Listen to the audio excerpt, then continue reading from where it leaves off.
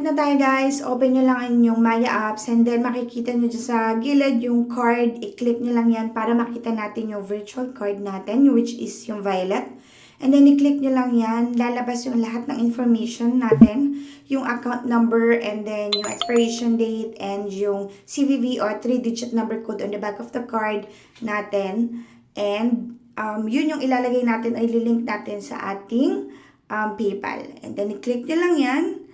And then, after nyan, move tayo, i-click natin yung ating PayPal. So, dito sa PayPal natin, makikita nyo dyan na 452 pesos and 66 cents. And then, unlike sa GCash, makikita nyo doon, kailangan 500 bago kayo makapag-transfer. So, i-click lang natin yung add bank and then card. Good thing dito, pag sa PayPal, mas less than 500 makakapag-transfer agad kayo. And then, i-input nyo lang yung mga information, yung card number, CVV, and then yung expiration date. Good to go na kayo dyan. And then, makikita nyo yung nakalink na yung information nyo dyan. So, ayan yun. Yung 8198. Then, good to go na kayo.